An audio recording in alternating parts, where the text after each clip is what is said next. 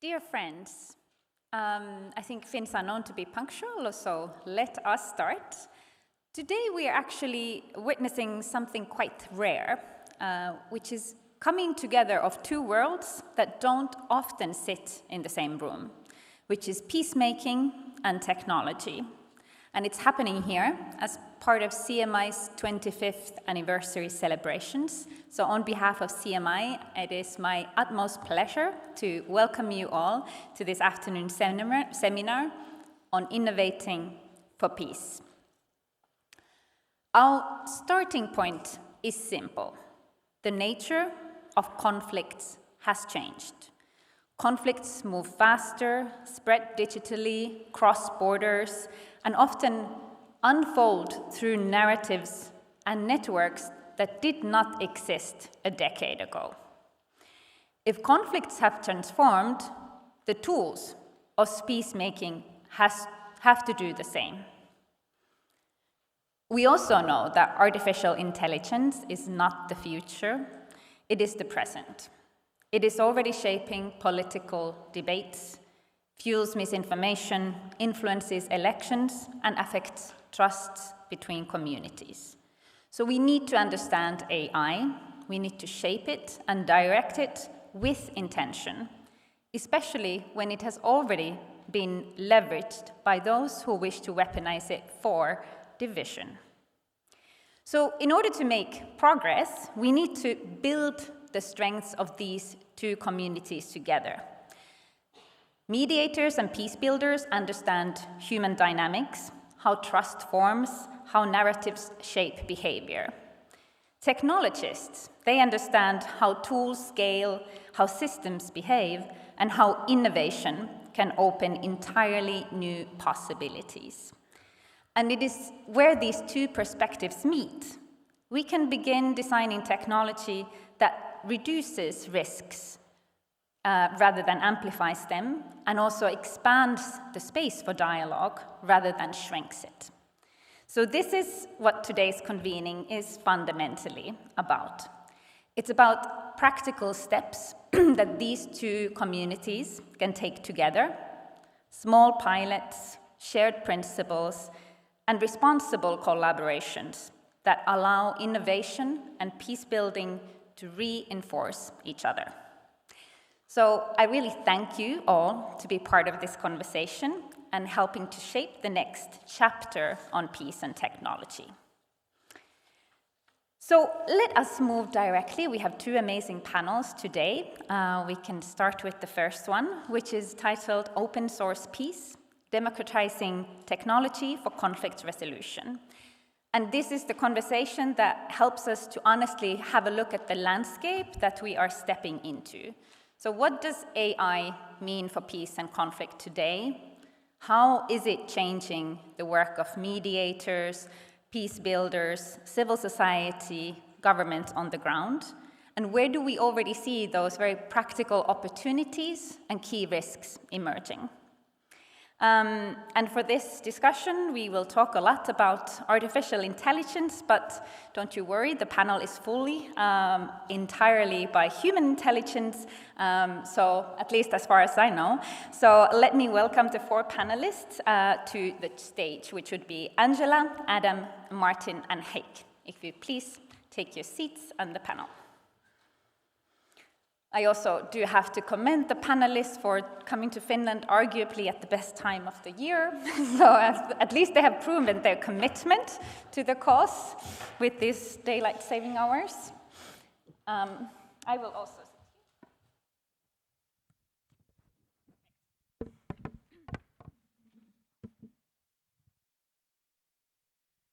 So, I will briefly introduce our panelists.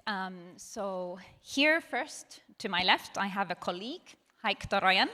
Hayk leads our work as an advisor for CMI in South Caucasus and brings very deep, very on-the-ground experience from dialogue processes and locally grounded peace initiatives across the South Caucasus region, and has also been using digital tools in his work.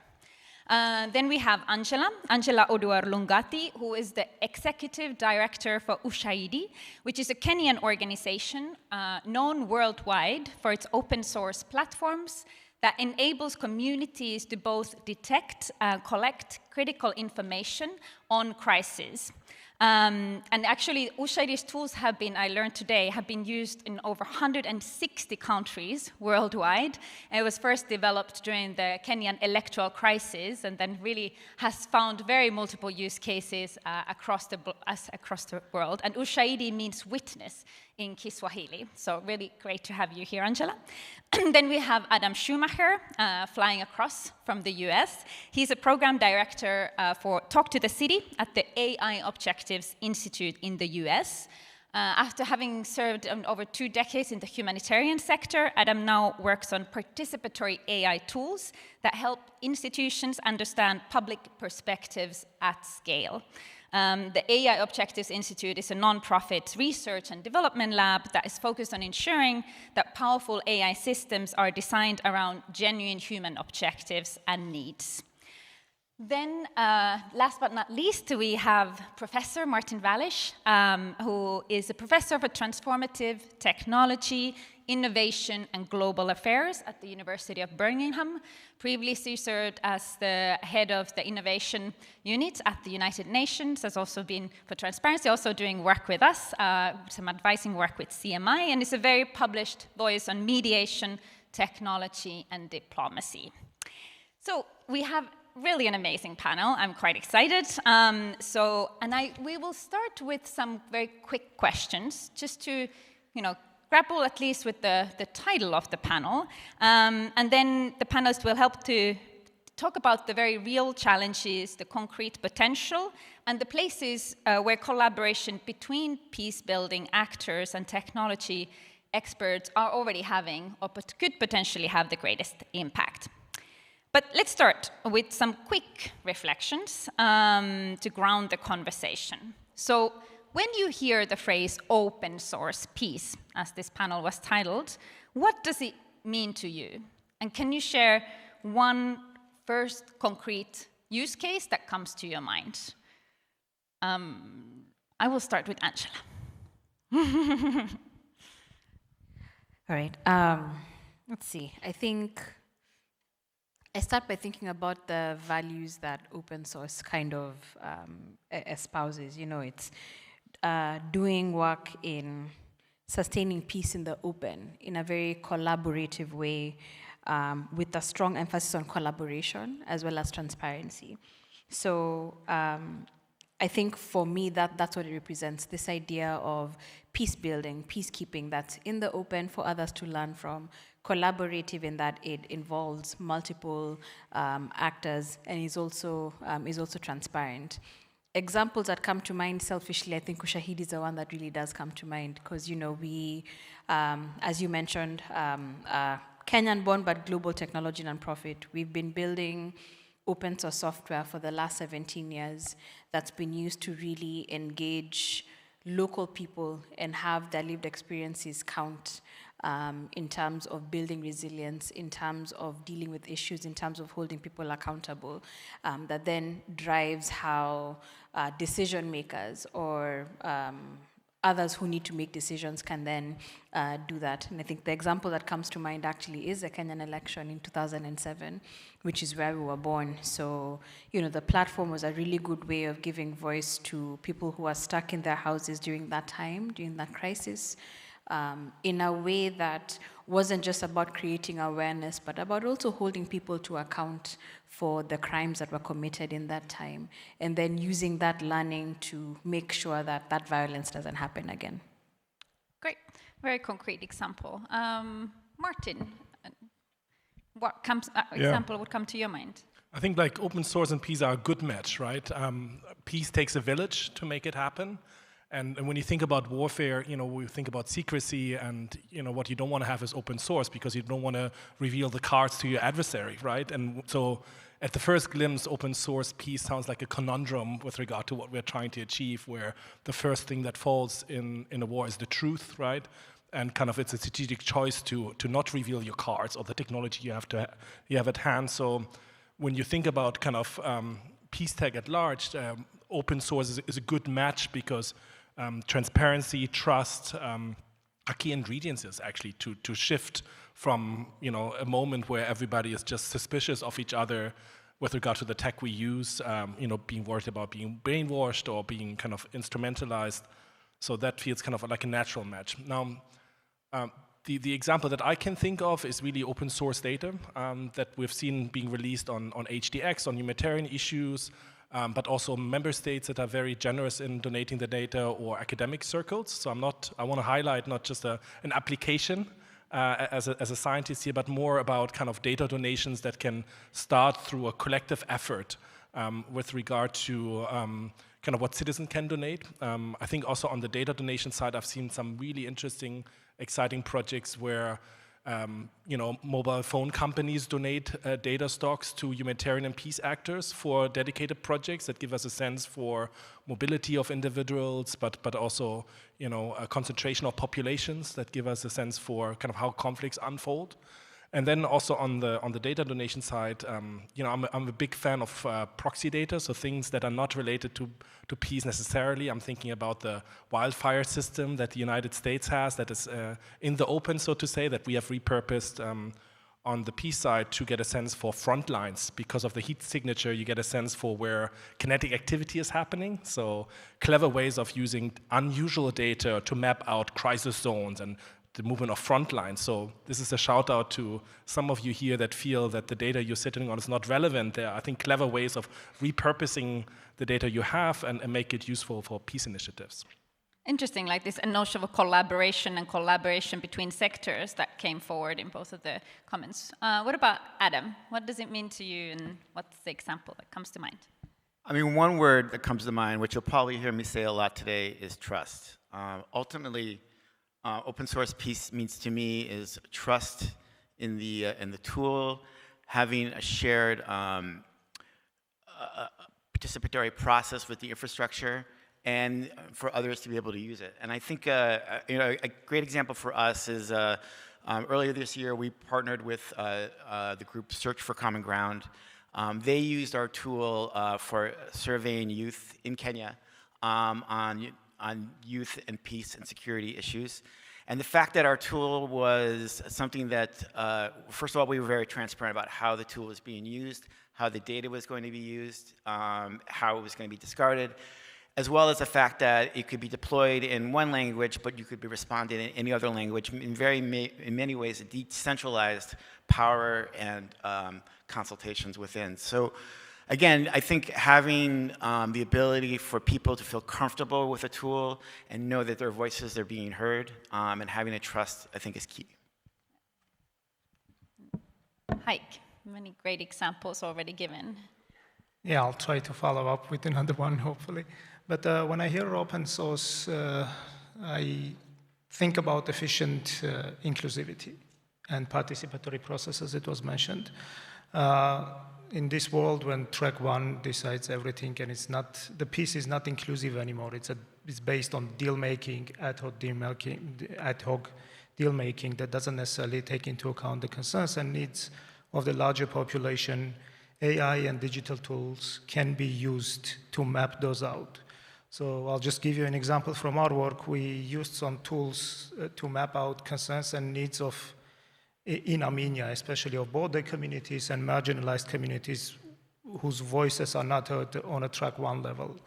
And we managed to anonymously map out the needs and the concerns vis-a-vis the Armenian-Azerbaijani peace process and send these concerns and needs to the track one in order to make sure those are met to ensure the sustainable and inclusive peace process. Great, thank you. Many elements there. I hear trust, transparency, collaboration, inclusivity. Well, let's talk about rather what it is, but what it is not. Before we kick off, I would love to hear if there is a misconception that you regularly hear about using AI or digital tools in conflict setting that you really would like to clear up from the outset. Adam, go ahead. Sure. I think the thing that I've run into the most is that obviously, I think we all recognize that AI has, and these tools have created some polarization, obviously polarization globally. But actually, the AI tool itself is the threat, when it really is. And yes, there are, if it's not done by data privacy by design and such, it can be. But ultimately, it's really about how the tool is used. And so, if the tool is used in a transparent manner, where there is local ownership and understanding, it actually be quite powerful. So again, I will point to an example with our collaboration with CMI that we're very proud of, where they used our tool in Yemen to survey youth on their views of conflict and politics, which is extremely difficult in a country like that, and to get a 94% response rate. To me, this shows you how the power of what AI can bring to actually strengthen voices. Angela. I think just building up on that, a different way of saying that is to remember that technologies are means to an end. I think one of the biggest misconceptions, especially for those of us who build technology, is this assumption that technology and AI will be the magic bullet that solves everything. We know that peace is something that is built through dialogue, justice, inclusion. And while technology can be something that's really powerful to support all of that, it cannot replace, it can't be used to substitute human and political will to advance all of these things. So it has to be something that is paired up and that is complementary to everything else that's going on. So just to sound like a broken record, tech is a means to an end rather than the end itself. Yeah, kind of same what Adam also said, that then you can't really blame the technology. It's also who is using it for what purpose, but also at the same time the limitations that come. It is not the purpose on its own. Hayk, please. Yeah, I think I'll continue with that point, because the biggest concern I always hear is that AI would replace everyone and anyone in any work. I was concerned about it, so I had to Google whether my profession is sustainable. And I figured out that it is, because while AI could be a very good assistance tool, it cannot understand the conflict sensitivities. It cannot understand the nuances of every single conflict. So the collaboration between human intelligence and artificial intelligence, I think, is the key. And AI in this case is a tool that helps us to become more efficient, faster, and easier to navigate this turmoil that exists in the world nowadays. But indeed an assistant, yeah. To add to this, I think there's this weird romance with technology, right? And especially around peace tech. So can somebody just bring me the button I can press to, it says press here for peace. And we've been through this. Think about it, like 10 years ago, there was this obsession with dashboards, right? Everybody had a dashboard for everything. There was a meal plan in the organization I worked where I thought a simple printout would do the trick. And then there was, around 6 years ago, this obsession with apps. Everybody had an app. We have a conference. We need to have an app, right? So we're just at this moment now, everybody wants to have a chatbot. So kind of shui, like as they say in Lebanon, let's take this step by step. Let's just relax for a moment. I think what's exciting about artificial intelligence, especially for a field that has been so anti-tech, mindful that tech is so dominant on the warfare side. That's why the peace community is kind of hesitant to embrace technology until the technology embraces this community as well. Has to do with the fact that I think it's getting much easier to become a developer and a builder. Most of the interesting stuff we've seen over the last 12 to 24 months were built by colleagues that have no coding experience. The fact that we can now talk to machine to build the machine is extremely exciting. And I think that's kind of, having the conversation here today is also very exciting, because this is a transformational moment, right? That is not just for the geeks sitting somewhere in Finland building games that are very profitable, but this is a moment where we can use technology for the better, and not just to fill our pockets, but also to make this a safer place. So there are kind of unused opportunities that we can really harvest now together. True. For a long time, we think about, if you want to use technology, you really have to be, an engineer, and if you want to develop your own. But it's actually increasingly accessible to all of us to kind of tailor it to your needs. Perfect. So I think that was a good opening round.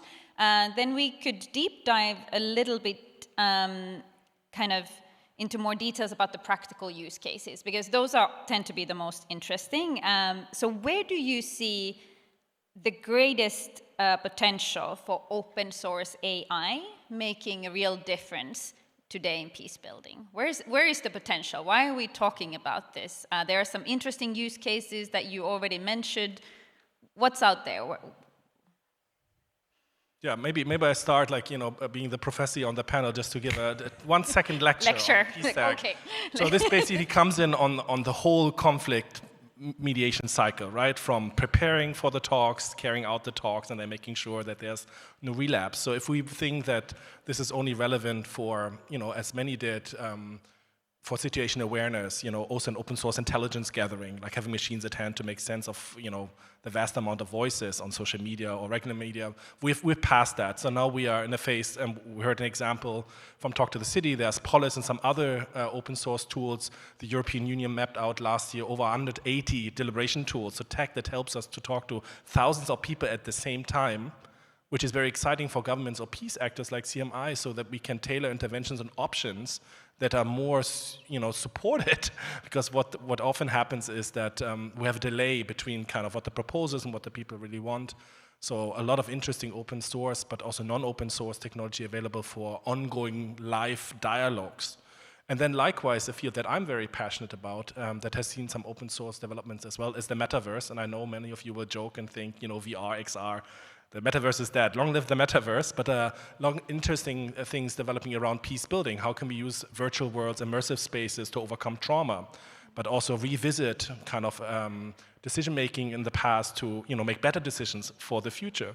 So just to say that on this whole cycle of peace processes, so prevention, the actual dialogue, and the aftermath, which is obviously connected, we've seen some interesting developments. I think the future is going to be about the interconnectivity of those different tools and compatibility issues as well, to make sure that given that peace is a constantly ongoing process. We see this in world politics nowadays. Everybody's just hunting for the signing of a peace agreement, but the real work starts right afterwards, so that we are mindful that this is relevant for all parts of the peace process. And it's interesting, we talk much more about the situational awareness and perhaps broadening engagement, but for instance, the immersive experiences, the potential there is still quite unexplored. Angela, chip in. I think I'll build up on that. There's 3 things that come to mind. One is speed, second is depth, third is predictive modeling. Now, let's talk about speed a little bit. Typically, there's a lot of work that's done to gather, collect data, engage with people to try and understand what's going on. And so you find that we are data rich, like there's so much data out there. But are we telling enough stories? Or are we actually getting to understand what this data actually means? So for me, it's that speed of getting to insight and knowledge to influence a decision making and getting there much faster. It taking a number of hours as opposed to it taking days and so many researchers and everything to kind of craft something that can be useful. Second, I think it can really increase our depth of understanding of issues because of that speed. You can dig in deeper, and I'll give you a practical example. During the protests in Kenya in 2024, people were rejecting the finance bill at that point. If we were using just the typical old version of Ushahidi, the focus would be on, let's gather data from people, and then we'd need to take a month or 2 afterwards to come up with reports around what people were saying. But we were able to analyze over 2 million tweets in a number of hours and share reports on a daily basis that went deeper than just, okay, we had protests in this region and that one, but actually started to do some comparative analysis and connect them to different events. What were people's level of emotions when the president came out to speak? What were people's emotions when the finance bill got rejected? So you see how you start to dig deeper into what does this actually mean and what else is actually going on. So we could even start to potentially get to what the drivers of the different conflicts are. And the third one around predictive modeling, we have so much, like an immense wealth of knowledge and data, right, of things that are happening now, things that have happened in the past. If you're to put all of those things together, what more could we learn, and how does that shape our thinking of what could happen in the future, and what does that mean for our preparedness? So that, for me, is the opportunity that open source AI presents. Yeah, an interesting complementarity. I mean, Martin talked about situational awareness, but then, having that situational awareness with so much quicker, with so much more depth, and how I can then use that for predictive modeling. Adam, please. Yeah, I actually completely agree with Angela, and I just really actually wanted to point to some practical examples that we've experienced with Talk2City. Because one of the things is that we're not just tracking the number of users and how are using it, but actually the impact. So very recently, the European Rural Parliament used our app, Talk2City, and with over 300 delegates, and they pointed that, and they came out with their declaration at the end of the 3-day seminar. They said that what normally would have taken weeks for them to put together that declaration, they did it in a matter of a day because of our application. We have another group we've worked with in Australia. It's a Women's Youth Alliance, and they used Talk2City to have a better understanding about women's perspectives on gender-based violence. That information was used and actually toward legislation that was passed. And then even in Japan, where there was a gubernatorial candidate that used Talk2City, they actually credit for helping them, and they used the tool for over 1,000 potential voters, and actually credited Talk2City for revealing some issues that helped them win an unprecedented amount of the vote. So I think there's some real case examples of how it can be impactful and how it really can contribute to democratic space, particularly in polarized environments. That's amazing practical examples exactly about that depth. That's almost scripted, the complementarity between what you're saying. Hayk, do you have any additional thoughts? Yeah. Oh, sorry. Yes, I think one thing, again, I'm going to emphasize inclusivity a bit more because my experience of being in peace-building processes, usually it is done either on the track 1 level or track 2 civil society experts level, who usually live in the capitals, who usually speak English, and who are usually, to some extent, detached from the larger society. So AI and digital tools are helpful in order to bring those voices that are marginalized from any kind of dialogue processes, any processes, to the table to discuss with the dialogue participants themselves. Just to give you an example, we were doing a scenario building workshop in our context, and we used Talk2City to understand how people see the peace process currently going on and how it affects their life. And this was something that was not mentioned in our dialogue. And in a prep to the dialogue, and I have to mention the speed and efficiency of the tools, in a prep of the dialogue, these dialogue participants started to understand that there are levels that they don't see, there are levels that they never thought about. And another thing is that really is important is the language barrier. It kind of breaks the language barrier, and it makes the peace processes way more participatory. If I may add, thanks to the partnership with CMI, it's also helped us look at ways of improving Talk2City. So one, we were really amazed at the fact that Yemeni's Arabic was actually, it translated quite well, and actually with the introduction of ChatGPT-5, our understanding is that those language barriers are even further decreased, because we have run into some issues with semantics in terms of different dialects with other languages. The other thing that I just want to point to that is that we've developed a new feature that will not just show where there are common themes and sub-themes, but also where there are commonalities and disparities. And I think it may be a very effective way of actually identifying where there are entry points for building peace.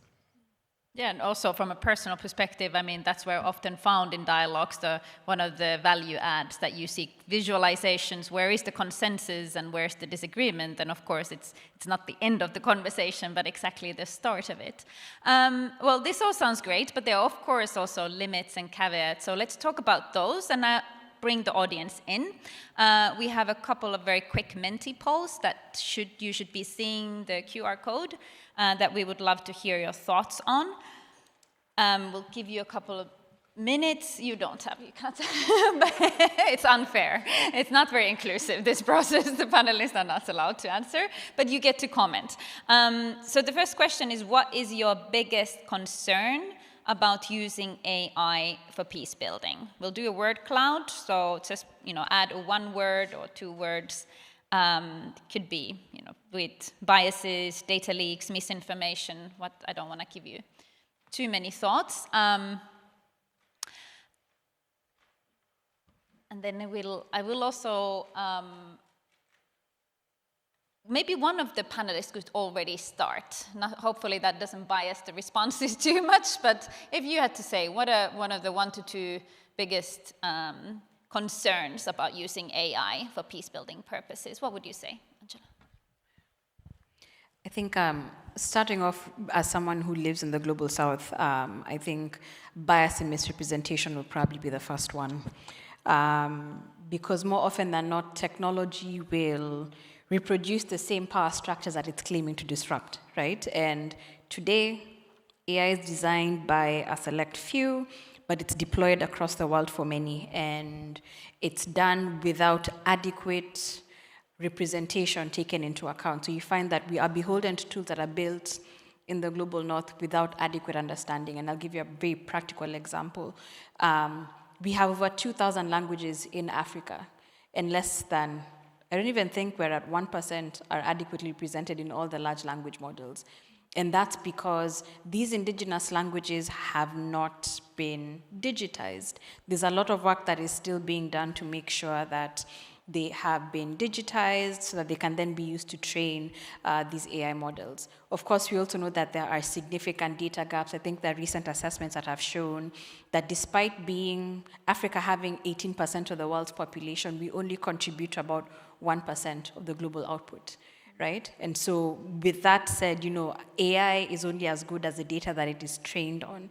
It is not adequately representing us. That will expose us to bias and risk. If you're talking about using it for facial recognition, misidentification, people being incarcerated for things that they haven't done, you name it, that definitely is a big challenge. And I think the second one, of course, that comes with that is misinformation. Because I know you told us one, but all of them are scary.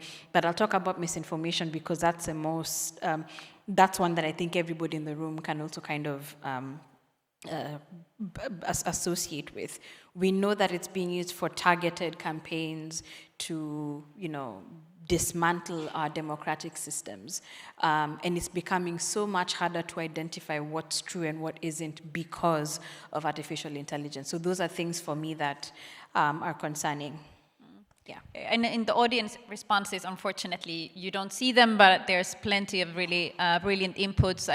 The largest words around biases, bias, hallucination, misinformation, but also transparency, safety, privacy, price come to the fore. Would you like to comment on this on add-on? And please also, if you can add some mitigation measures to some of the, how can we then address or control to some of these risks? Adam, I see you taking the Yeah, I mean, I think one theme that we've run into is that, while there is still the digital divide in many ways and digital literacy, I would argue now we also have an AI literacy challenge as well. So it's not just about people feeling comfortable about using AI in peace building, but also knowing how to use it correctly and transparently, so it's not used in ways that do create polarization. I'm going to jump in there and say we need more pro-peace AI. We've seen interesting experiments where different AI models have been used for political decision-making and warfare or public policy planning, and the decisions turning out were indeed tainted, as we just heard here from the panel. So we need probably an investment into more pro-peace AI. The thing is that the data stock that those models are based on are not the most diverse or pro-peace ones. So I wish there was kind of a larger project to really teach a dedicated model just for dialogue and peace. Why don't we find funding to get 100 mediators in the room from around the world to really exemplify how good human interaction would look like, and then model accordingly a machine that helps us not to replace a mediator, but to assist, to role play, to help us think through. And I've seen very little investment in that context, unfortunately, because that's just a small fraction of, kind of economic benefits could generate. So I think that's definitely something where I would love to see more investment, because that's a true challenge, right? There's a colleague in Edinburgh who wrote a book about AI being a mirror of us, right? So we have to be careful that technology doesn't shape us, but that we are still in control. And this is a very important moment that we're in together, right? Where we can look back in 20, 30 years and say, nuclear energy, I should have known better. And, or like plastic, we should have known better. Now we are in this moment where we can make that educated choice with all the wisdom supposedly we all have, and investing into more pro-PCI is a challenge we can tackle now. Yeah, maybe just quickly in terms of going back to the human element and sensitivity element, because we do a lot of foresight and scenario building work, and human brain has this flaw or advantage. I don't know, when you imagine future, you usually, the same part that imagines the future is responsible for memory as well. And when you imagine future, you usually pull back from your memory to imagine it. While AI, when we did scenario building with AI, it doesn't go to the past grievances, pain, trauma, grief that needs to be addressed in order for the peace to be sustainable. So over-reliance on AI might neglect the human element.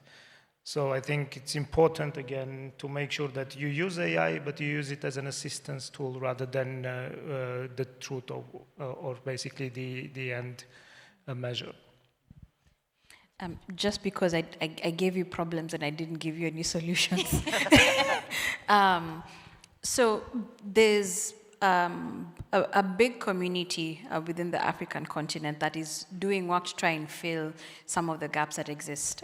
Katerina is here in the audience. We have a partnership with NYU that's trying to build a data commons of Malawi voice data, so creating it in Chichewa language that can then be used for crisis response. There are groups like Masakane Foundation and others like Ghana NLP, Maseno University in Kenya, that are trying to create language corpuses as well, just to make sure that there is representation around African languages, so that those who want to build models can have something that they can build on. So there's some progress being made there.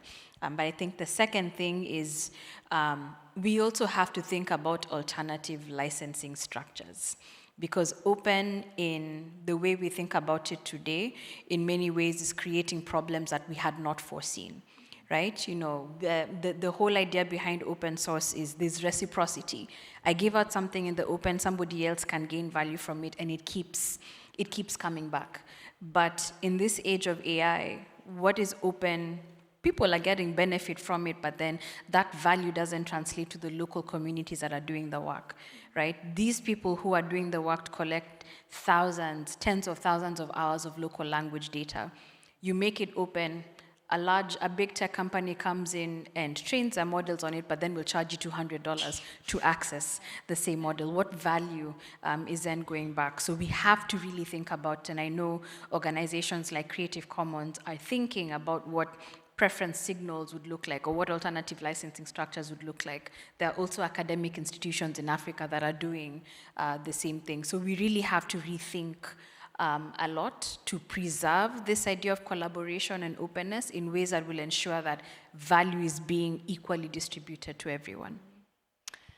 Thank you. Well, actually, this is a perfect segue to the second Menti poll, because we asked the audience, what is one value that should guide all tech for peace innovation? I think Angela's remarks were talking about justice, or at least if not in so many words. So what do you think? Hayk, I'll start with you now. What is the one value that really should guide tech for peace innovation? Oh, that's a hard question to answer. Value. Yeah, I think again, bringing the human element, bringing the larger societal element to the table, to the negotiation. This is one thing, and I'm talking from the peace-building perspective rather than technical perspective. I would let you decide how it can be done. But bringing the human element, bringing the concerns and needs to the table that is usually very small, the negotiation table, and it's not representative enough. I think that could be one of the biggest value that can drive the innovation. Audience seems to agree with you. There's a lot of inclusion, inclusivity that comes for in the word cloud. The biggest word at the moment is transparency, notions about humanity, trust, justice, openness, reciprocity, that I think was also mentioned. Yeah, I think we have to be careful because the term peace is overused. You know, I hear this term being actively used by the arms and defense industry more than ever before. And we have to be careful that peace tag doesn't become kind of a wolf in sheep's clothing. You know, I'm here in peace.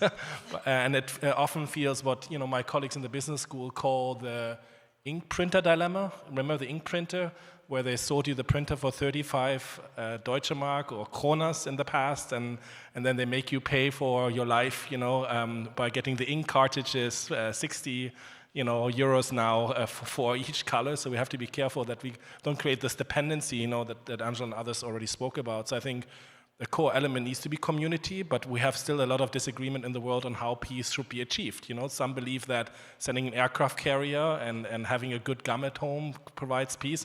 And I'm not joking. Think about how kind of the biggest bomb in the Second World War was called. It was called Peacemaker, or how the first pistols were called. They were called Peacemaker, right? So, but I want to see, so I can only talk about what I would like to see. I would like to see a peace community that embraces technology in a kind of shared manner, right? Because open source is sharing is a core element of building trust, and trust is a core element of growing back together as a society. So inherently, I think peace tech needs to be about community and sharing in order not to be that wolf in sheep's clothing. Adam. Well, of course, I have to say trust because I promised I would say it earlier. But of course, that is a core a value. But another one actually that does come to mind is innovation. You know, one of the, I think the reasons why we're so proud of the success of Talk to the City is that it's dynamic. It's an iterative process. We're an agile work environment. We're constantly refining. And that's all based on users like CMI and others, and that help us make something that's more responsive to people's needs. So being able to be dynamic and to adapt, I think, is incredibly important at the core of a value if you're going to provide a technology that really is going to provide solutions to peace. And that's certainly, I think, a value the mediation community would be strong to embrace around adaptation. We talk a lot about adaptation. Whether we always live to the value of it, that's another thing, but absolutely. We'll bring the last and third Menti poll, which is, the question is, should peace-building organizations build their own open source tools or adapt existing ones? Should they build their own tools or adapt what is already out there? There's a couple of options. It's either like build new, adapt existing, hybrid, or not sure, which is also fine. I can see that from the audience, it's a very clear consensus is about hybrid approach. It's to build and adapt. There are a couple of comments on all of the categories, but that's clearly a winner. What are your thoughts on that response? Do you agree with the audience? Do you disagree with the audience? Or if you agree, why? Like, I think there are a few options missing here. Look, like I'm doing the academic thing, like, you know, the options provided not sufficient. It's like joining Star Trek Academy, because it's usually build, borrow, or buy, right? Those are the three categories that kind of we think in. And you need to do all at the same time, always. Like, you know, I mean, if NGOs think they can replace the big tech giants like Microsoft, good luck with that. Or pretend to be Google, good luck with that. But at the same time, it's very costly, right? So once again, ink printer dilemma, once you're honed in, you know, it's hard to get out. And the tendering process, especially NGOs that are funded by government actors and so you need to do all at the same time. Now, what we're not paying enough attention to is building together with others, and that's where open source comes in, because we are still in this mentality of tech is something geeky that needs to be provided to us. Give me the hotline so somebody can bring me the laptop or fix my phone, but actually you can do this yourself. Self-service is now at your fingertips, and you don't need to even type anymore with your fingers. You can just talk to the machine. So building becomes much, much easier, right? So that's something we need to pay attention to, but I would have said all of this at once. collaborative. Okay, before I let the panelists respond, I'll also let the audience know that we'll have some time for your questions. So get ready with them. So I know Finnish audience takes a bit of time to warm up. So after the final comments from the panel, I'll turn to you. Angela, please. I think my answer is it depends. And I'll go back to the broken record thing I said at the beginning, tech as a means to an end. Why are we building? Or what are we using this technology for, right? Because the reason why I say it depends is if we go down the path of, okay, let's everybody build their own custom tools, then we're creating little silos, number one. We are flooding the market with too many technology tools without knowing how useful they're going to be, right? So the decision to build or not to build needs to be guided by where it is being used, its appropriateness, and the impact that it's looking to create. I also understand this concern. You just said something that I think we feel very deeply on the African continent. We're always seen to be consumers and not producers. And so there's this really big urge we need to build our own homegrown solutions, right? But even then, we have to recognize that we don't have the same resources. It's going to take us years to build something similar to what's being built in different parts of the world, right? But that doesn't mean that we can't build smaller language models or smaller things that are, being built on top of, we don't have to reinvent the wheel. So for me, my answer is it depends on why the technology, why and where it's being used and whether it's appropriate. Form follows function. It's more about the purpose. Yes. Than Adam, yeah. So again, I agree with Angela, but I will say, touching on some of the points that Martin said, one of the advantages of using existing open source tools is one, sustainability. I mean, maintaining a tech stack is very expensive. We know it because we have one. The other one is security. So, more mature open platforms are more secure. We've had to, just in the last 6 months, dedicate a significant amount of time of improving from our original prototype security protocols, particularly because of the kinds of information and partners we're working with. And then, in terms of local ownership, I pointed to that example about the gubernatorial candidate in Japan. Well, in Japan, they're actually using their own version of Talk to the City. In Taiwan, who was one of where we did our first national consultations with, they're also using their own version of Talk to the City. And one of our strategic goals of Talk to the City is that partners can use Talk to the City without using us. So I think that is one of the advantages of using existing tools, but again, and also I also point to, I've looked at things like the Civic Tech Guide where there's hundreds literally of these civic tech tools, which is great, but it's hard to suss out which ones are actually ones would be applicable. And so again, I go back to what Angela says, it's really about for what and what your needs are. Great. So yes, are there any questions, comments, reactions from the audience? Yes, please. We have a colleague with a mic that could come over, hopefully somewhere, or here. We have a colleague here who is coming over with the mic. Thank you to especially all the panelists. My name is Sasi Ristimaki. I wanted to basically refer to the technology analyst Ben Evans, who has a standard model of technology adoption and deployment that goes from absorb to innovate to disrupt. And listening to the conversation today, I think we sound like we're more at the absorb and innovate phases, but do you think there is an opportunity to actually disrupt, i.e. redefine the question? In this case, I suppose it's redefining the question of peace. Martin is ready. No, I'm happy to take this one because honestly, those who have worked in the peace field, we're going through a crisis, right?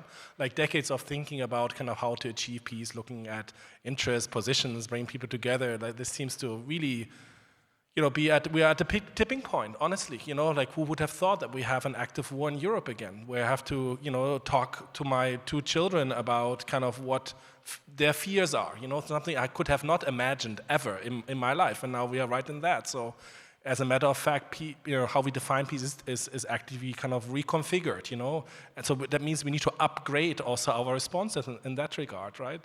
And that's one side of the disruption, active warfare in Europe. There's another side that we're facing this digital revolution, right? This fourth or fifth industrial revolution that we are right in, which reshapes human behavior, right? Hayek mentioned that already, and I'm very passionate about this as well because we haven't figured this out. Are we getting more lazy listening to chatbots? Are we losing our imagination? People fall in love, Should we just trust, the robot that tells us, here, press the button? So what does that mean for peace where kind of, happiness, and I know Finland is always ranking high, maybe because of the coffee, not so much about the weather here, it's the happiest country in the world. So I don't have the answer, but it's a question we have to raise. And I mentioned already, I'm very worried that peace is now the wolf in sheep's clothing, where it's about the strong man, not about those who can be patient and listen to each other. So I don't have the answers, but I'm happy you're raising that question. And I think we shouldn't use, and we heard that before, we shouldn't use the technology angle as an excuse, right? But rather as an invitation to have that deeper conversation. Yeah. Thank you. That's helpful. I will give another opportunity, maybe I see a hand in the back. Yes. Thank you so much. My name is Milja Kallesaari. I work for IQM Quantum Computers, and I used to be a youth peace ambassador for CMI a few years back, so happy to see this topic here. When we're talking about peace, usually one thing that is often raised is that we need the diversity of voices. All of the different voices need to be taken into account in order to the peace to be actually a lasting one. Well, when it comes to peace tech, I'm just wondering, especially looking at the talent and workforce that we currently have, especially in deep tech, it's not very diverse. So I'm just wondering, do we actually have the workforce needed to build lasting peace tech solutions, especially now as the solutions are needed currently, so with this workforce that we already have? Great question. Do we have the workforce, the skills, the expertise? Angela? No. Well, that was short. Any other questions? No, and just from the thing you said, if we're thinking about inclusion, representation, right now, if we're even to go down the statistics around gender distribution of who is building AI systems, that gap is ridiculously huge, right? On the African continent, there's so much work being done to figure out how to create or build up the next generation of talent that can build homegrown solutions. So I don't think we have the workforce, but just to the point that's been said a lot in here, I don't think this is a thing that we need to tag purely on the technology. Again, it's not the thing that will create lasting peace. It is us as humans that will do that. So I think there's still work that we can do offline to keep that going, even as we deal with the challenges around ensuring that the systems that we're building for this purpose can actually truly represent our lived realities. Great. I'm sure there could be many other questions and many other comments on this. I think we are coming to the end of our panel. Thankfully, there will still be an opportunity to connect with them afterwards. I will go with the last round that I would just like to invite a very brief one-sentence response, which is really kind of at the heart of also this convening, is about what is one thing that the Finnish tech ecosystem, as in our case, or the tech ecosystem, could do in the next 12 months to meaningfully support peace building and peace actors? What is the one thing that tech companies could do? Adam is ready. It's got to be a one-word answer. One sentence, two sentences. So, finding avenues for supporting open source products that are with nonprofits. Because we've run into challenges with funding since the return of investment with open source tools doesn't bring the same thing as commercial tools. Great, thanks. Hayk. Just quickly, maybe collaborate with peace-building actors and see what are their needs and demands and adapt some technologies to the context and to the work that the peace-building actors do. Just building on that, collaborate with unusual suspects, people that you typically don't work with. Collaborate with the people that you are seeking to serve. Collaborate with academia. Collaborate with policymakers. Collaborate with the private sector, the public sector. That's it. That's what's going to create lasting solutions. Yeah, and adding to that, I think Finland could lead the creation of peace tech commons, you know. Probably there are tech entrepreneurs here who don't have yet an idea about how their technology could be repurposed in peace processes. And I think the most exciting innovation is happening when we take something that works in one context and move it to another context where it creates new value. So that's where innovation sparks. And I would love to see, you know, it doesn't need to be 50, but like 2 or 3, you know, technologies that are already out there that you're already building, but being repurposed for peace and dialogue. That would be very exciting. And we have seen this happening in the past, but we need much more of that. And I think Finland has the ecosystem to make that happen. Perfect. Thank you so much for all of the brilliant panelists, for the very thoughtful engagement, and the audience. I'll also invite the audience to continue reflect on these questions. On the screen, you'll see a link to a short police dialogue where you can add your own perspectives. There are some statements regarding these topics that you can, you know, either agree or disagree with. You can also add your own statement to add your perspectives to the conversation. So please now join me in giving a warm round of applause to our really amazing panelists.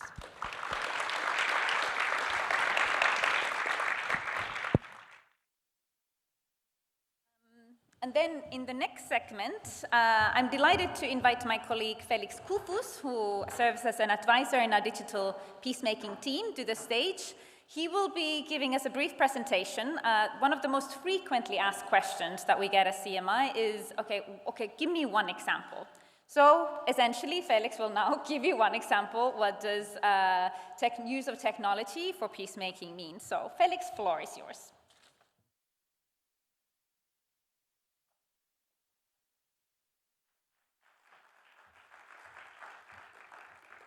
Hello, thank you very much. I hope you can hear me. Yeah, you can hear me now, great. So as Johanna said, I have the joy today to show you one practical example, which will touch upon a couple of points that we have just discussed. But allow me to start by saying peace processes face an important dilemma.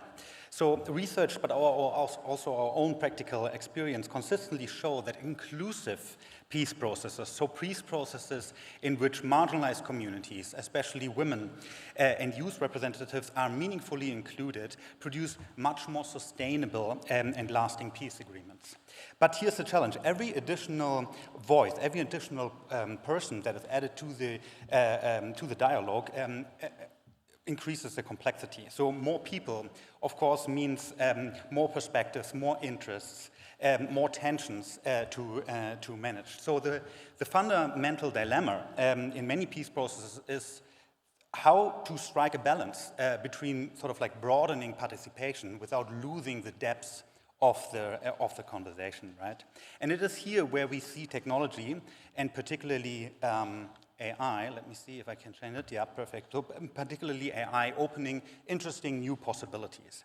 In a world where digital devices really have reached even the most remote communities, digital channels allow us to really engage with communities that cannot be in the room.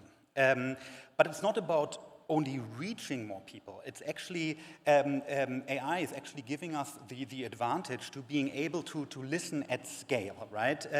So to enable us to have in-depth engagement with hundreds of participants. And how exactly this looks like is this one use case that I want to show you now. So CMI has been engaged in dialogue processes in Yemen for many, many years. And last year, we conducted a joint vision building process with representatives from 7 different political parties in Yemen. And it was a long and complex process with various rounds of dialogues well over a year.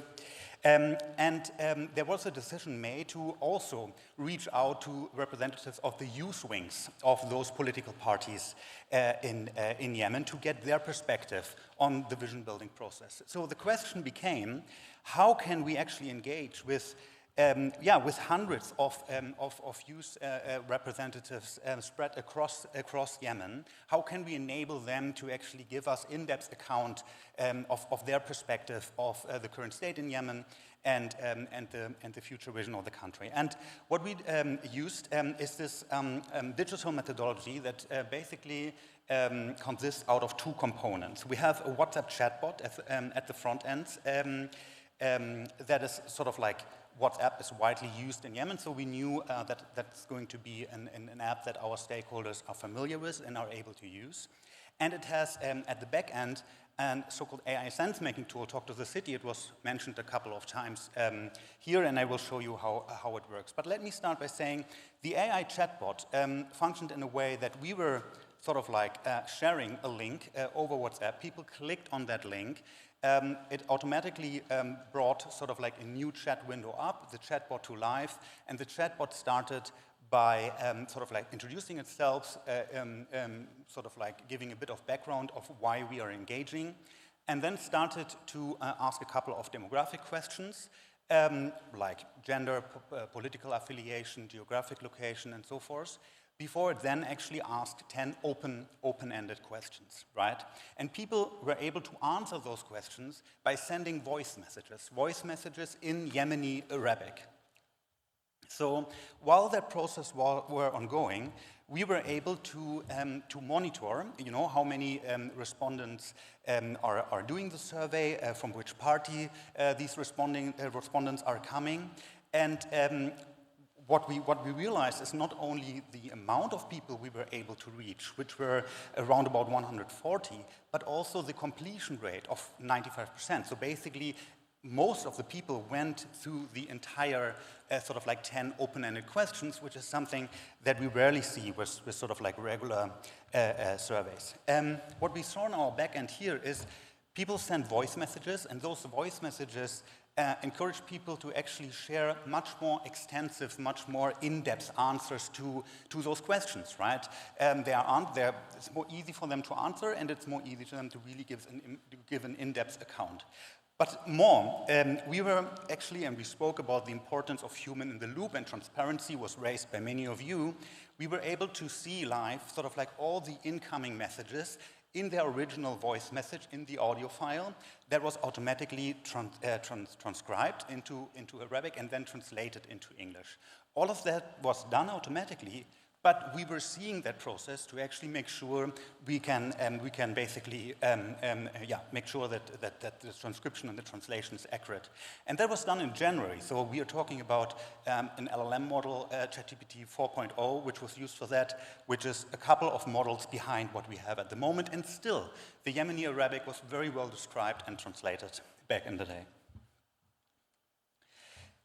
So then we ended up with this large database of sort of like qualitative data of these many sort of like voice messages that we had, a lot of text, and the question was, how can we actually make sense of that large amount of data, right? 150, 140 people answering 10 messages. And here's the tool Talk to the City, which was mentioned a minute ago, come into play. So basically it's a neural language processing tool which sort of like analyzes all these responses. It's structured it in a way that it sort of like identified the main topics and the subtopics that were mentioned.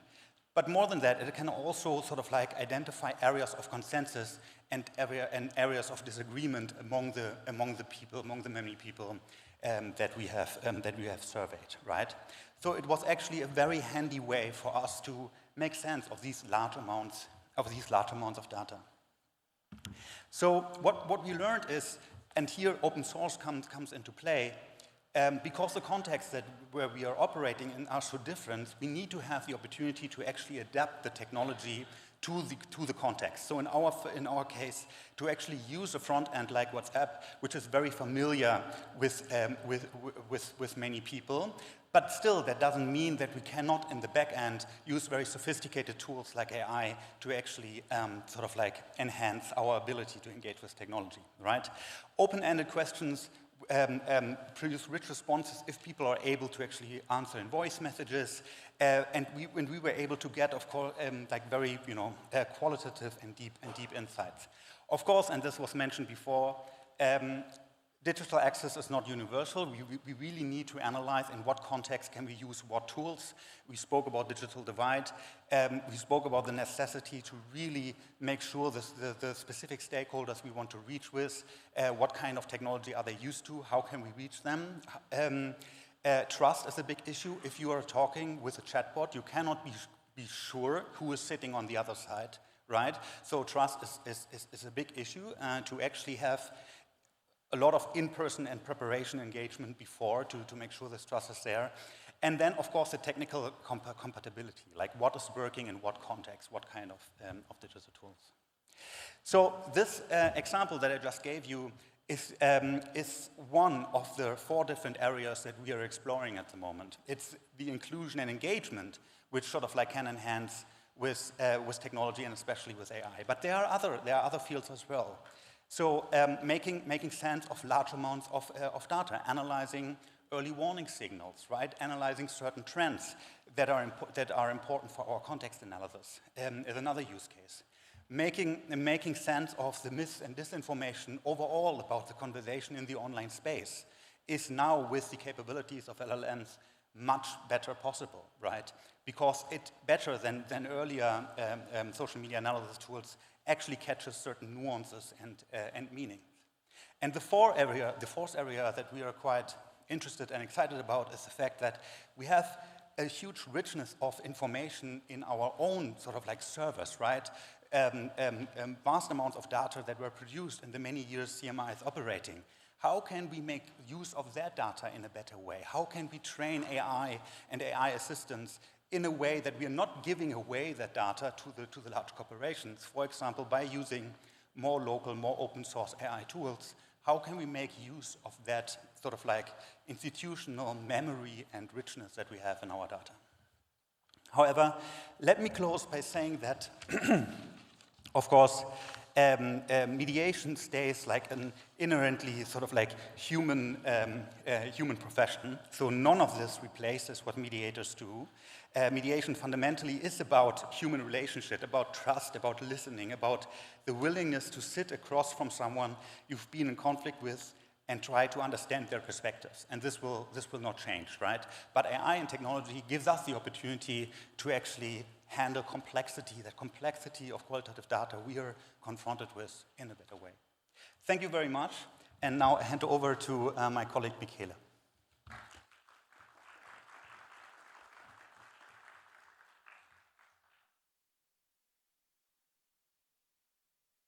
Thank you so much, Felix, for this very insightful presentation.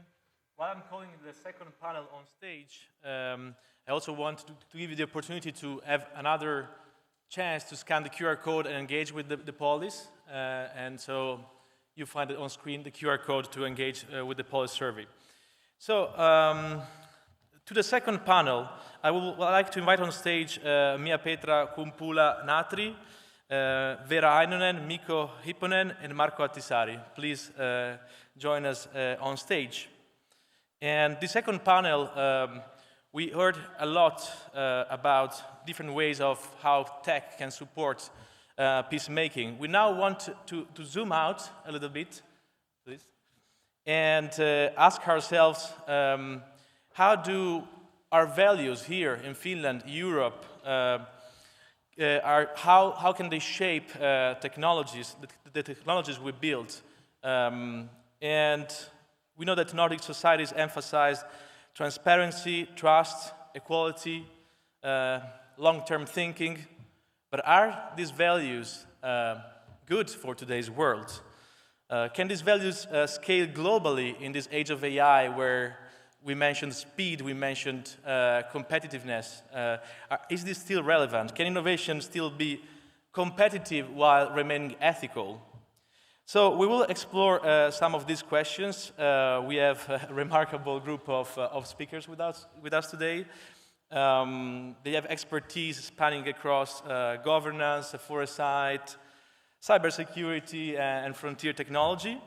So I will introduce them and join them in a second. So we have with us Mia Petra Kumpula-Natri. She's a member of the Finnish Parliament, and she's also a recognized leader in European digital and AI governance. She's been working well, for decades at the European Parliament, and she shaped major EU tech and data policies. So it's really an honor and pleasure to have her with us today, bringing more the policy perspective. We have Vera Ainonen. She's Director of Foresight and Training at Sitra, a well-known Finland's innovation fund, where she focuses on long-term trends and democratic resilience.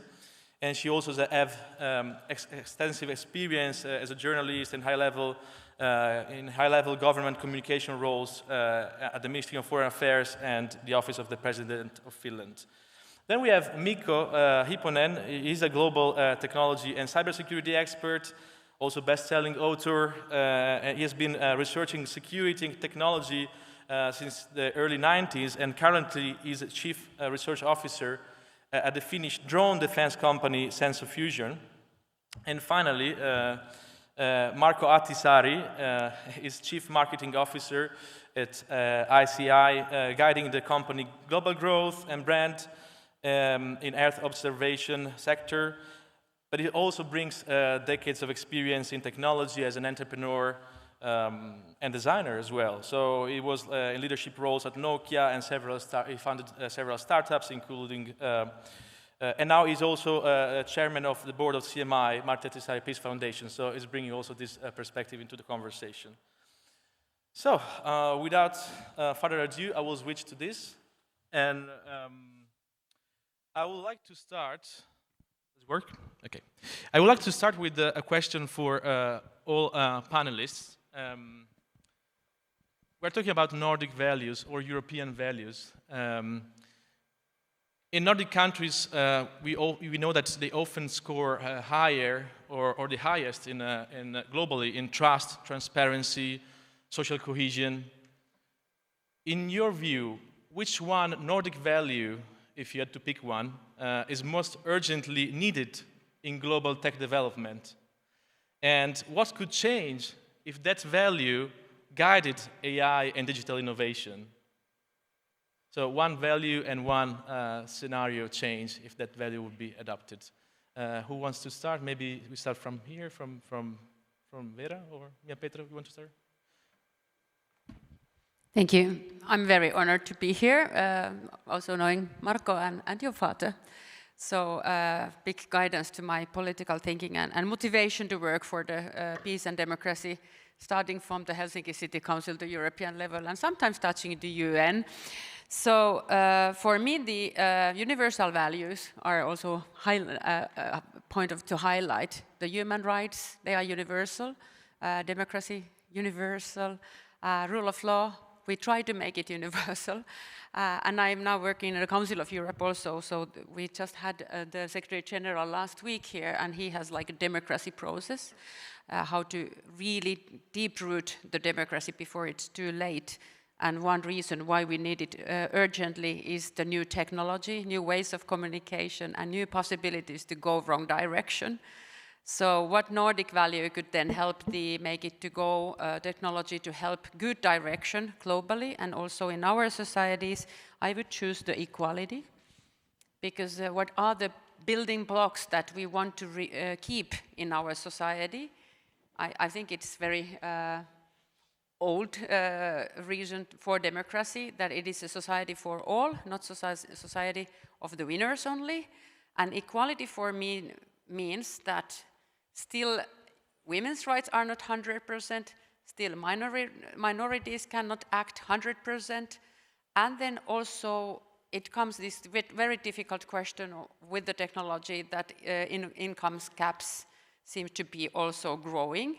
So there will be new winners and new those who will drop out of the speed.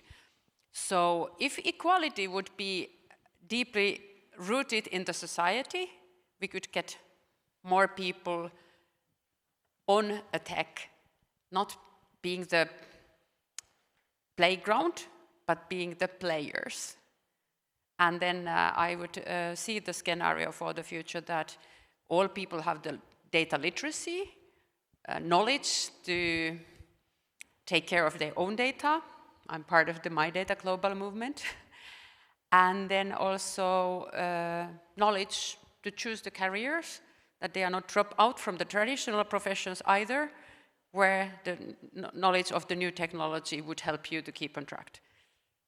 Even peace mediation, those who know how to combine the traditional knowledge with the new tools can stay active in a society. So equality it is. Thanks a lot. Vera, maybe you want to add your perspective? Also very happy to be here. Thank you for the invitation.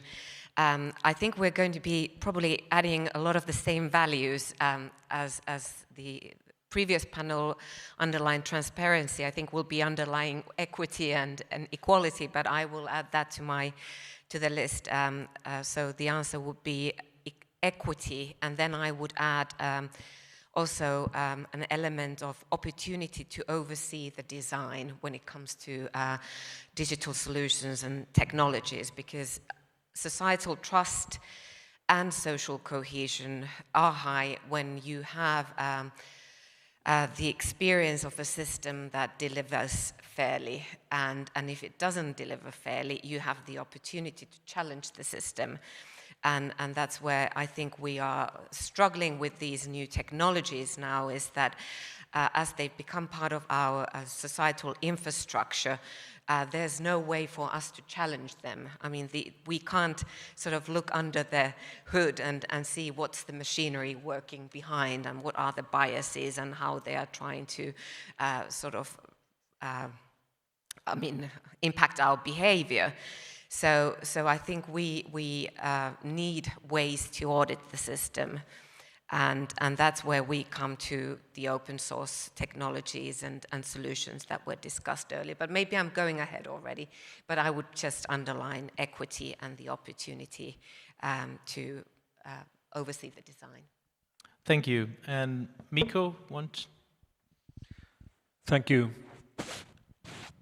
I've spent my life fighting misuse of technology, or evil uses of technology, if you will, fighting and hunting hackers, and lately fighting offensive drone technologies. But here, for this discussion, I'd like to speak a little bit about the Nordic concept of trust, because here we do trust each other, we trust our neighbors, we trust the society, we trust the ones we know, but also a very Nordic phenomenon is suitable mistrust or distrust against unknown or untrusted phenomenons or things, and that's a healthy thing. That's something we should actually be doing more, especially as it comes to the way we use online services or way we use new kinds of technologies, including AI technologies. Healthy mistrust is a good thing. And every time I hear opinions about how we should secure the internet better, or people will lose trust, or we must implement better technologies, or otherwise people will lose trust in online services or websites or what have you, I always think that, okay, that would be great. I hope people would lose more of their trust against all of these services they use online, because right now in many cases we trust too much. That's why we fall for these scams left and right, and phishing attacks, and all these credential theft cases. So healthy mistrust is a good thing, and that's a very Nordic phenomenon. So healthy mistrust is the key word. Here it is. Okay. Marco, do you want to close off this first round with your perspective? Maybe two words, social innovation. We have a long history of that in the Nordics, and to continue from sort of healthy mistrust,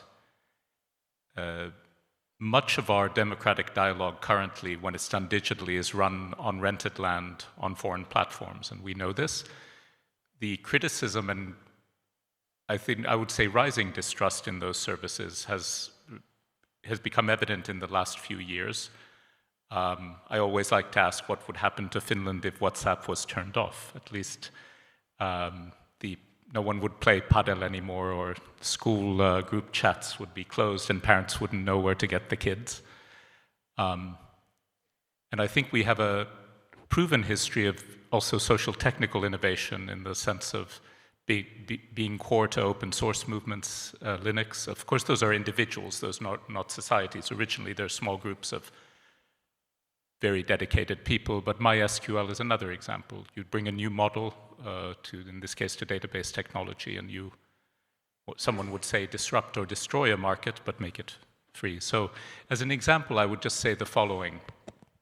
As a thought experiment, imagination, as a social innovation. So we Signal, which is an application like WhatsApp used by many of you, costs about $1 a year to run OPEX. That would mean that the people domiciled in Finland could be moved to Signal, and it would cost 5.5 million euros a year. There's some building, you can fork the code, it's available, rebrand it, and then propose it as a not-for-profit foundation. And just make sure that we have a day when we all shift. Maybe it can be Vappu or another day.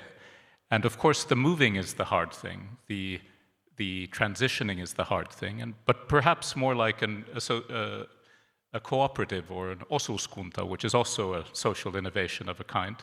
We could say that 1 in 10 people pays for it, because it is a public good and we take care of it. And so I'd use this as an example, not to make a case for it. You can debate whether this is an interesting case or not. But this is all doable. It is doable today. It's technologically relatively trivial, but it is, from a communication and marketing point of view, more difficult, or that's where the challenges are. So I would say social innovation, and they are possible also going forward. Thank you so much for warming up the conversation, and we'll now dive deeper into this analysis of where we stand and where can we go as keeping our values but still being competitive. And about that, I would like to start with Mia Petra. We can say that Europe has chosen like a values-first approach, or a values-first regulation, especially to AI, and a risks-based approach. Critics say that this slows innovation, this hinders innovation, and all that. But supporters also say this builds resilience, and in the long run can be a good model to export as well. From your experience in the European Parliament, AI Committee, and in your work, where do you see the balance, if there's any, between protecting our democratic values and enabling technological innovation? Tough question. Not new one, though. Yes, for the very technically, what AI Act itself will do, it was the last parliamentary and commission term, innovation, like Anu Bradford style, that Europe can deliver, and then the others will follow.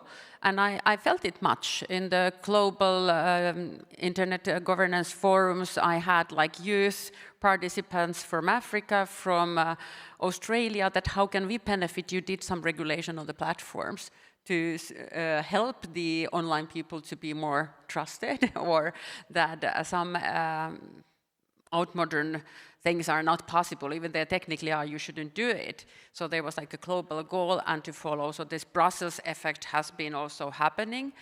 But then also this term, then we see that it was too much, too detailed, too difficult for companies. But I see now as a risk that Europe moved so much right, and then is now not trusting itself, that the time will come for the trusted innovations also. So I'm a bit unsure whether we take the pendulum to the other direction and do not regulate at all. And me, as I get my money from the salary of doing the legislation, I think the stopping the legislation is not the way, but then also do it in the sensitive way that we understand more, and I appreciate this kind of dialogue in between where you have the possibility to talk. So I always ask the companies who lobby it that what do you want to innovate? that this stops you innovating? What is the main goal of your innovation? If it's not helping people to communicate online, find each other, like everyone finds their old friend in Facebook or somewhere, like suddenly popping up. But then the meaning was not that they will sell the data for Cambridge Analytica, the 65 gesture on me, that I have difficulties to list them out. Or if my data is analyzed, that maybe she's now on the mood to need some softer music in the advertisement, or maybe she's thinking about sitting on a diet. And the same applies for the very young people, like kids, that analyzing in their way to type, oh, she's writing faster, so maybe she's more furious now or angry. And all that is too much. So like we said, that I don't believe we are in the end, we are in the beginning. So we tried to make trails which leads to the good and saving us as a society. And then I also know very much so that Finland is struggling in the economy. So if we don't get these innovations to the markets, we are also failing out if the others bring the innovations that are not respecting the global values. I would say very much still like international values and universal values. So where the balance is, I think that still we should make it public that these companies, these innovations are for the good, and we need this public debate whether oil is better than the wind power. Do we need to talk about the climate change or not? They never came to us, the energy companies, that please regulate. But then after regulation, some companies turned to be clean, like Finnish electricity, 95% emission-free. It was balanced, what the companies could do, what the regulator could do, and I'm really much thinking that a similar balance should be found and not to give up, that companies find some the quarterly better income without looking the ethicity, and we know that ethics is not able to be regulated, and that's why first time ever AI Act might not be the perfect on governance, but it has very good ideas behind. Okay, I hear some struggles and some work to do still. So we don't have an answer, but more of a reflection and more questions to be addressed. I would like to move to Vera, and Citra's work often emphasizes trust as a strategic asset in society, and we heard how this can be built with also inclusion and participation. And how can trust be designed into the digital systems, and especially in environments where we have like low trust or low institutional credibility, as is in the work of CMI, but also as it's becoming as well in our Western democracies. So it's not too different from that regard. So about trust. Yes, I agree with you that actually when it comes to trust, I think the ingredients are similar and universal in a sense that, and particularly when it comes to these all powerful technologies, the elements of trust are created from the same ingredients. And at Citra, we've made an effort to design a solution where citizens a digital solution where citizens could influence policy making or decision making, and we have this online platform called Voxit. It's based on Polis technology that we have available here as well. So that's the beauty of open source, and the Voxit platform has been used for these digital dialogues and debates on under the title, What Do You Think, Finland? And that's to map citizens' views through constructive dialogue. And the latest actually, funnily enough, well not funnily enough, but I think fittingly enough, was on AI and particularly AI in public services. And we had over 6,500 individuals participate in this discussion. And the aim was to sort of increase the understanding what kind of solutions could help people and the public trust AI public services, and particularly when we are moving into AI automated services. And I mean, the answers and solutions that people gave, and if you're familiar with Polis, it doesn't actually give you exact answers, it gives you sort of an overview of the opinion. But basically, what I find fascinating about this project was that this material that we received from this dialogue, it will be used to build a technical rule book that can serve as training data for actual public services and automated services. So there are these ways to go about creating trust. But you need to, I think often I think the previous panel was very good in saying that we should embrace technology in creating trust in technologies. We should use the right kind of technologies. I mean, technologies that is designed for civic participation, technology that has an architecture that is open, and that's where open source comes, open and transparent, that's where open source comes to be the central element, I think. It's fascinating to think of a society where this open source tool can really elevate voices and, you know, also preempt some conflict that might arise, etc. But of course, there's always like these two sides. On the one hand, we're not able to innovate enough. Maybe we don't have a good model, we don't have the good incentives. On the other, there's always this more like gloomy risks part. And that's where I want to involve Mikko and his expertise on cybersecurity, because you have famously warned us that if it's smart, it's vulnerable in one of your books. And as AI becomes embedded in everything, from satellites to, of course, to peacekeeping and peacemaking, as we have shown today, what new vulnerabilities this AI raise can bring, and what should like peacemakers or an organization like CMI spend more attention on, and what's again there? What's your angle on innovation versus security? In my opinion, nothing changes the world faster and in more profound ways than technology. Politics change the world, philosophy change the world, finance changes the world, but technology changes it more than anything else. If you look at the last couple of decades, it's pretty clear. You look at the most powerful companies in the world 50 years ago, they were oil companies, now they're data companies. And we become reliant on technologies quicker and quicker.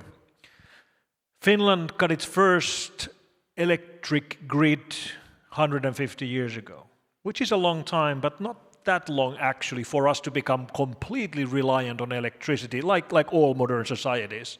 If we would lose electricity, imagine a solar storm cutting electricity from the whole planet for 10 years, we would lose 1 billion people or 2 billion people, something like that. So that's how reliant we are. And the reason why I bring this up is that clearly we are now becoming pretty much exactly as reliant on connectivity as we are reliant on electricity. We're not there yet, but we're on our way. And this, the Hyppönen law, if it's smart, it's vulnerable, is just a play on that. When we take everyday devices and add functionality and connectivity, these devices become smart. You have a smart watch right there. That's a smart watch, here's a stupid watch. That's an electronic watch, that's an Apple Watch.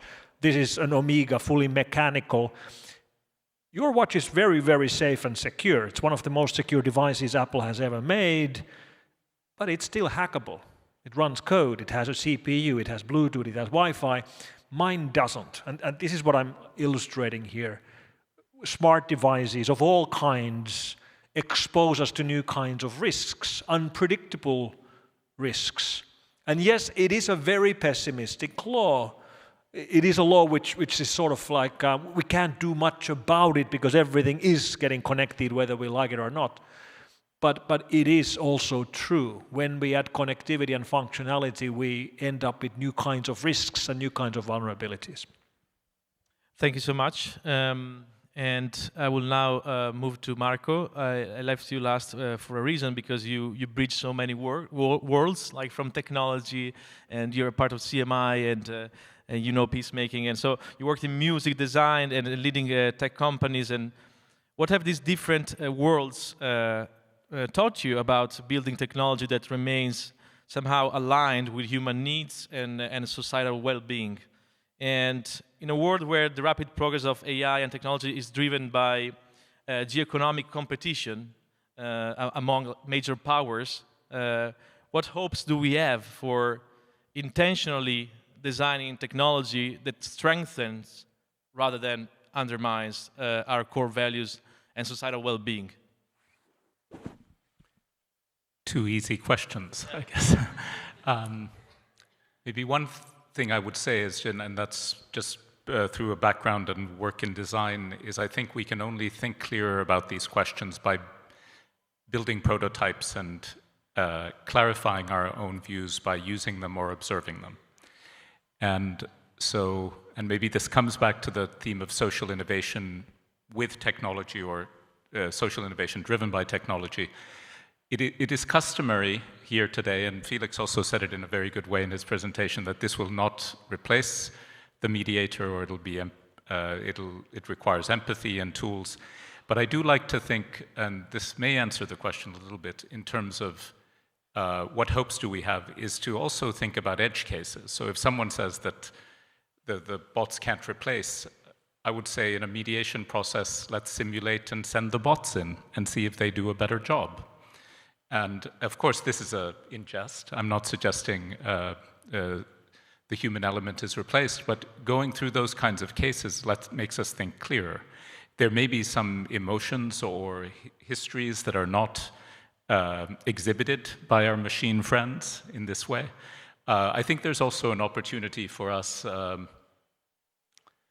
to really innovate in our interaction with these machine friends. I think in many companies, in the private sector, there are many experiments, particularly in software development, but not only, in more what would be called knowledge work of a broader kind, where each person lives with 4 machine counterparts that work overnight, and they work with each other, and you come back in the morning and you see what they have done. This is slightly a caricature, but it leads to a different kind of association with these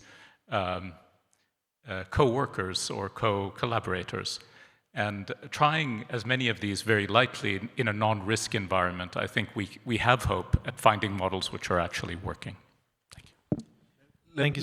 Let me expand, because I completely agree, and I think it also it plays on what I've been thinking about, the interaction of expert humans and expert systems. So, if I need a doctor, if I need the help of a lawyer or something like that, I absolutely want a human, because I want to speak with someone. I need the empathy. I need to build the trust to a human being. However, I also insist that the human, the doctor, the lawyer, the expert, uses AI. No doctor, no matter how well trained, could read and remember everything about the latest research on health. No doctor could read all the research in all languages, but expert systems, AI-enabled expert systems can. And that's the kind of interaction I'm looking for. So we need the people and we need the systems. So it's about, again, reflecting on human-machine interaction and how do we shape it in a way that is good for us. While I also give you a chance to comment very briefly, I want also to put on screen the results of the Polish survey. As Vera said, the polls always often run like for months, and with many people, we still wanted to try it out to see if there's like some areas of consensus here and some areas of division. So I will read quickly while Mia Peter, just one word of reaction if you want to the... No, just like to continue Mikko's example, I also want to see that doctor has not used only old data, because old medicine data is trained by men only around their 50s and wide one. So I think AI co-worker on the medicine could be much better than we are having now from the single doctor. Thanks. And as Vera mentioned, Poli's results are somehow difficult to read, so we asked the AI to help us visualize the Poli's report in a more conference-friendly way, and we vibe-coded that, so that's also something that AI can help us do now, even without much coding expertise.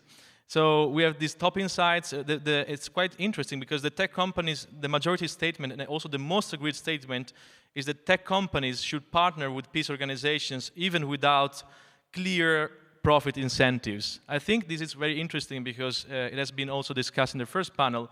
What's the model? So as peace tech or tech for peace might not be profitable, or as tech for war. What's the model there? It's like dual use. Is collaboration also with the security tech sector? You represent also companies working with satellites, with drones. What's the model there? Is it true that tech companies, as the audience agree, should partner with peace organization also without clear profit motives, and how? Maybe from Marco and Vera, and then Peter and Mikko. Do you want to go, Mikko? Vera, you want to start, or? Yeah, just if you could repeat the question. Sorry, I was taking notes and I can't do two things, apparently. How can tech companies partner with organizations, non-profit organizations like yours or CMI or peace organization, even without clear profit incentives? So what are the rules for engagement? Is that feasible? Or that is a good one. A few years back, everyone remembers that we were talking a lot about corporate social responsibility and ESG and stakeholder capitalism and values like that, that corporations would have other incentives to do good than added value to their shareholders. But I think this seems like an ancient history now in the sentiment of today. But I think if you just look from the corporation's interest, I'm sorry, I sound a little cynical today when talking about tech companies, is if you look from the corporation's sort of market interest, you want to have stable markets. So I think it would be relatively profitable to actually cooperate with peace organizations or social innovation organizations, because they could facilitate a peaceful, stable society. So I think that there's one incentive. I think it is difficult as long as they're not willing, I mean, if we're talking about commercial tech, as long as they're not willing to open up their machinery, as discussed before. Because in order to create that trust, you need the open source. You need to see how the machinery works. And that's what I am debating. And I would also go a little bit back to the European regulation, because that's partly what the European regulation, digital regulation packages were trying to do, whether it was the AI Act or DSM or DSA, Digital Services Act or Digital Markets Act, was that there was this ability for the European Commission to force the tech companies to open up their algorithms and to sort of create that trust in society. And that same goes for peacekeeping. So I'm sorry, it's not a proper answer. It's more of a sort of a deliberation. Yeah, Peter, do you want to add to that? Yes.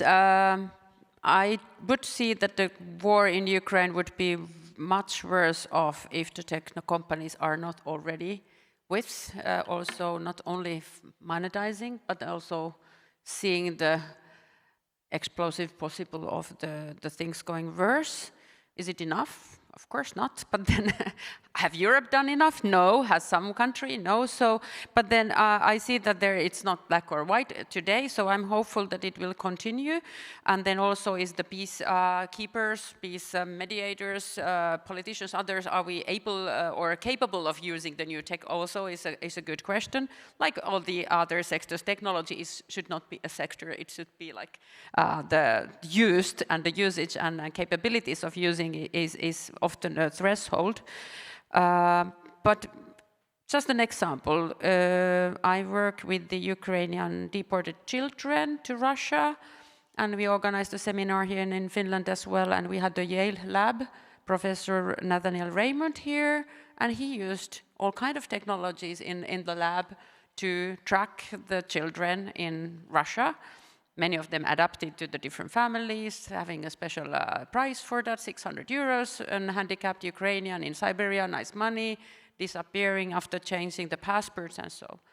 But he had the possibilities with the open investigations that when you have a link of the family posting a photo of a new child, then you could recognize, and then you could see a bus driving past in the picture or video, then you could track, and they actually could locate, with the many different technological tools, groups of children that were still kept as a group.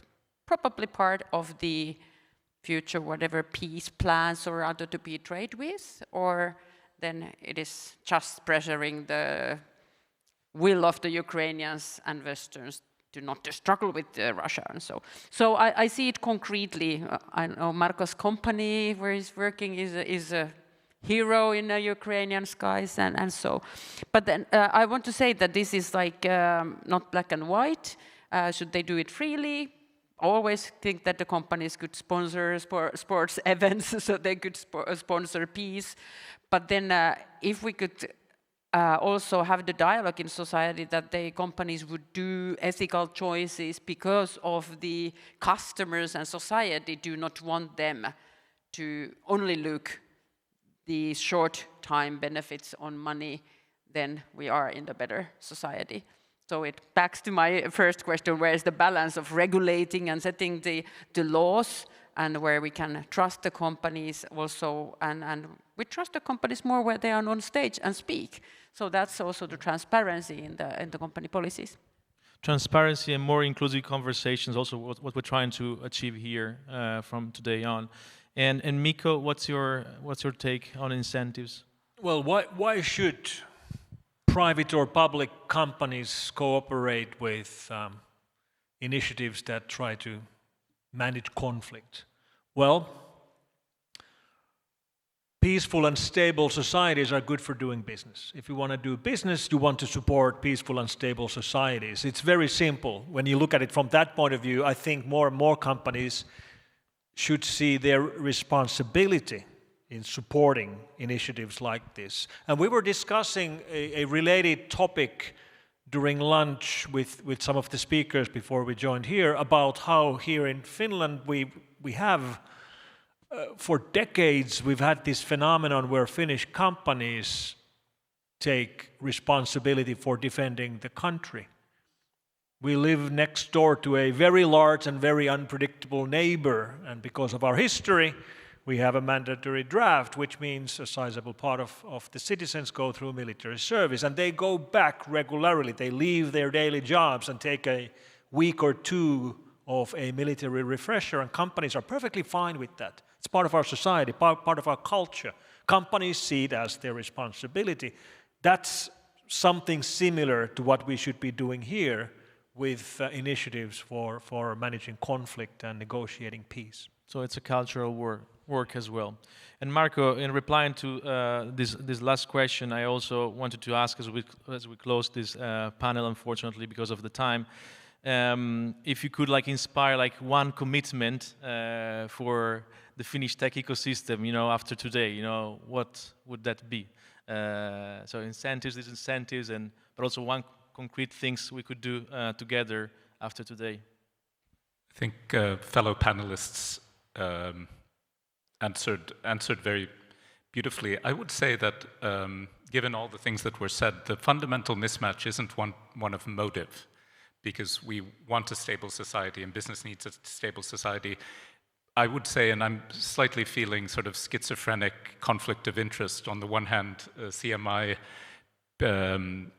Peace Mediation, and ISI, which is a commercial company, I think there's more of a speed mismatch a little bit.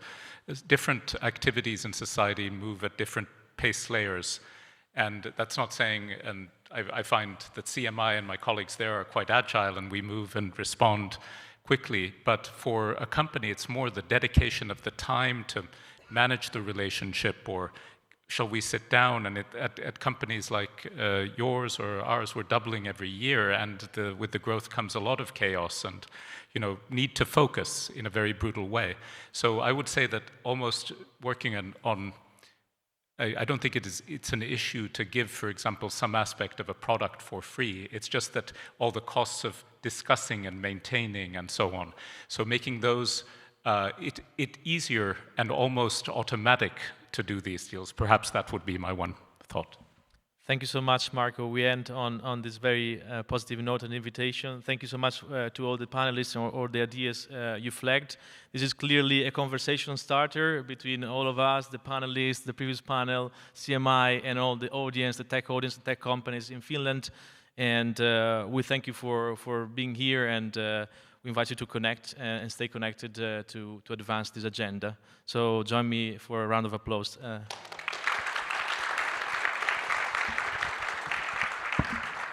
I'm now inviting on stage our CEO from Martti Ahtisaari Peace Foundation, Janne Thalas, for his closing words. Thank you so much, Janne.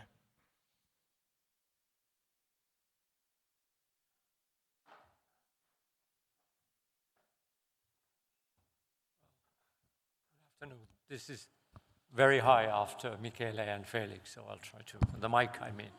Hey, colleagues, friends, thank you all for being here.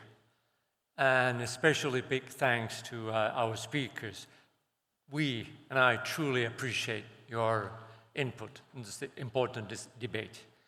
The fact is, and I think what we heard is that the forces of war have been much better at applying technology than forces of peace. That's the kind of fundamental problem we are facing. And I kind of believe that this comes down to very classic collective action problem. The so-called benefits of the war, so money, it actually goes to very few players or companies. The benefits of a peace, the peace dividend, shares widely in the society. And as we know, it is really difficult to mobilize the many. It's easier to mobilize the few. So how can we change that equation? I think that's something that pesters me. Can we make the benefits of peace more visible? I think we had a little bit of discussion on that at the very end of the second panel. Can we mobilize the many? Show how the peace benefits technology sector directly, as we heard, I think Mikko said, and yeah, so I think that's something that I take with me from these discussions. What we have learned today also is that AI should expand human understanding, not automate political choices. It should deepen our listening and bring to the table voices that have been excluded. I think Felix's example was very good on that. You can really reach out.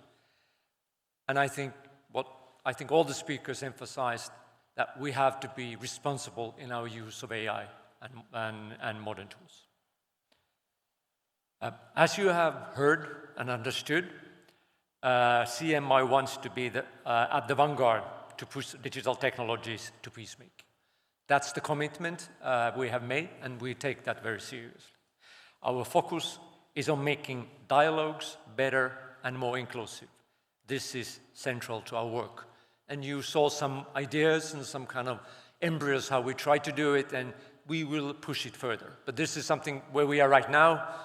We heard 6 weeks, 12 months, things might be different, but this is the direction and this is what we want to do. We are explored we are committed to exploring how AI can, in its own way, reboot the peacemaking. And this work is already underway. And this is the theme of tonight. What I also take with me is that tech and peacemakers need to work closer together. We are open in CMI to working with everybody that wants to make sure that AI promotes dialogue rather than division. What we also heard is that Finland has what it takes to lead globally on tech for peace. Our society, Finnish society, is based on trust. We have good governance and an active innovation community and really smart participants for panels. So this is something really good contributions, kind of forward-looking contributions. What we need is partnerships. And CMI and its peers do not have the compute resources of major technology actors. We do have unique contextual knowledge, trusted relationships, and a long experience in fragile political environments. So, a call to action. If you are working in tech, can your tools shape conversations? Can they be used to strengthen trust and make dialogue easier? We are calling on you, and if you think there's something you can provide, please get in touch with us. We want to create a shared space where Finnish tech and global peacemaking can innovate side by side. Finland has the capacity and the actors to become the center for AI for peace.